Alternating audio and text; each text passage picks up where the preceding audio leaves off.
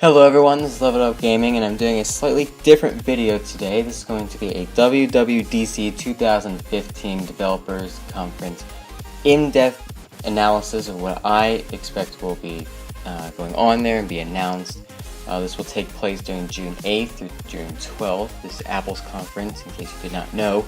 But just a disclaimer before I start, I am focusing on speculation mainly because most of this has yet to be confirmed because it will be confirmed at the conference.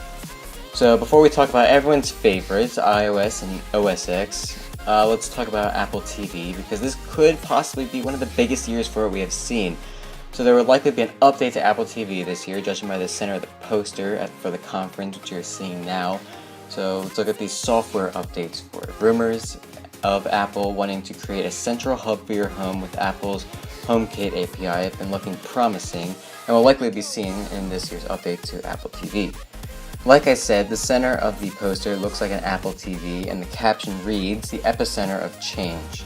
Could the reason why the TV's in the center and they use the word epicenter be because this will actually be a central hub? I mean, personally, I think so. There have also been rumors of an Apple TV App Store which could allow for apps/games to be designed for this platform specifically. I would also expect there to be a version of Siri introduced to the platform, but who knows how far its capabilities would extend. Perhaps Apple does want the TV to be the center of your home electronics, and if so, Siri could be able to possibly control multiple devices throughout your house just from your living room. Apple has also been planning to launch a subscription-based TV streaming service, and what a better place for this than the Apple TV. So let's talk about some physical changes to the Apple TV's design. I wouldn't expect anything too crazy, but some internal components of it could change, such as the color of it. I would expect they might move on past the standard black and move on to the space gray, gold, and silver colors, which are featured on the iPod, iPhones, and MacBook laptop series. There have also been claims that the next model for the Apple TV will feature an A8 chip rather than the current models, which are using an A5 chip. Personally, I think if they're updating the processor to an A8, they're expecting the software to need a lot faster processing power, which could support the claims I mentioned earlier about more streaming capabilities and a possible app store running full apps for this platform. The new model is also expected to have more storage than the current 8GB drive, which is in the ones you could buy today.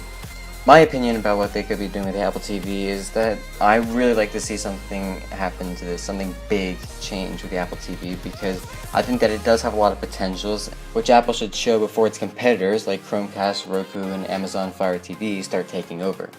So let's switch gears now and let's talk about everyone's favorite part of this conference, the iOS and OS X updates. Before I start, I'm going to give you a quick quote from Apple's Philip Schiller. "We've got incredible new technology for iOS and OS X to share with developers at WWDC and around the world, and we cannot wait to see the next generation of apps that they create." So let's talk about the iOS updates. Okay, so I'm going to guess that this isn't a surprise to most people, but Apple will be likely unveiling iOS 9 at WWDC. There has been speculation that Apple has already reached the testing stage with iOS 9, since some sites have, quote, spotted iOS 9 signatures with their web analytics. Is this true? Personally, I don't think so, but if it is, it's possible that we will see some developers at WWDC using iOS 9, but then again, that's unlikely. There's also another feature that will appear in iOS 9. There's a, quote, patent that has recently been granted that shows Apple is considering a new feature that would enable iPhone users to view at a glance whether their contacts are available for conversation and where they are. iOS 9 is also expected to bring updates to speed and stability. Now, depending on what kind of device you're using, this may not be a problem for you, but on the older generations, this is very apparent. Trust me, I'm on iOS 8 with an iPhone 4S, I know all about this. To summarize this, iOS will likely use much less RAM. iOS is also expected to run on the following devices: iPad 3 through the next generation iPad, which will likely be iPad Air 3 and iPad Pro, iPad Mini 2 through the expected iPad Mini 4, iPhone 5 through the expected iPhone 6C and iPhone 7, as well as iPod the 5th generation.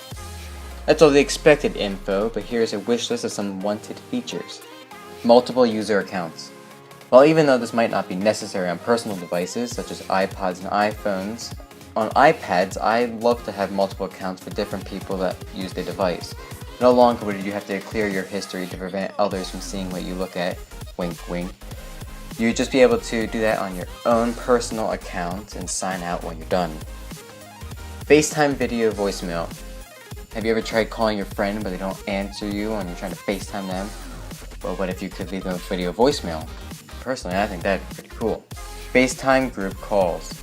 Similar to group Skype calls, Google Hangouts, what if you could do a group call using FaceTime?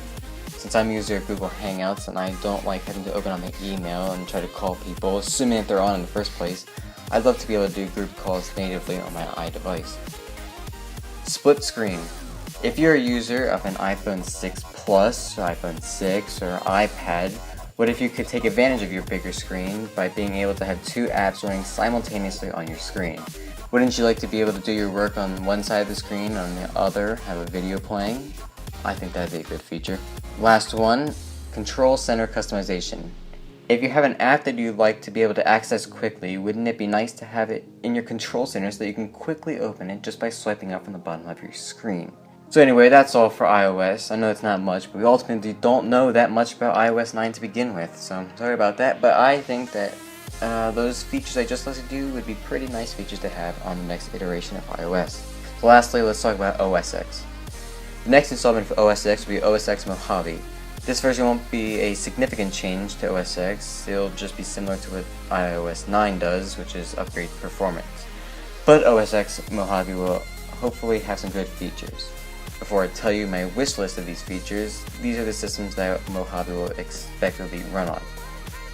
iMac, mid-2007 and later, MacBook, 2008 and later. For the MacBook Pro, 13-inch, mid-2009 and later, 15-inch, mid to late 2007 and later, and 17-inch, mid-2007 or later. MacBook Air, late 2008 or later, Mac Mini, early 2009 and later, and the Mac Pro, early 2008 and later. So those are the expected devices that it'll run on. If you have one, that's great. If you don't, why don't you go buy a new one? I'm sure Apple would love that. And speaking of things relating to Macs, let's talk about my wish list for OS X Mojave. Siri for Mac. Siri for OS X is something that I felt like was missing from OS X Yosemite, but I think that it would not be strange to see Siri coming to Mac very soon. Predictive text. Similar to QuickType in iOS 8, I think that we will see Apple implement a QuickType predictive text service into OS X. Control Center. I'm going to guess this is pretty self-explanatory, but having the equivalent to Control Center on Mac would be something that would be nice to see. And lastly, detailed disk usage.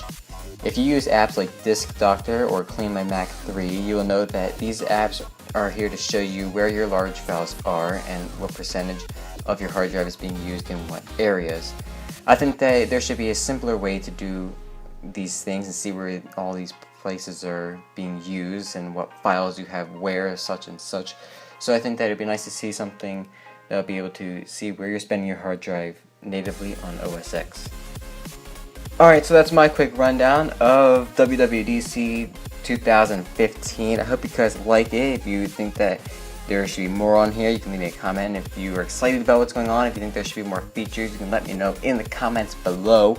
Also, I will be making a video sometime soon about an iOS 8.4 jailbreak, because personally I am still looking for that.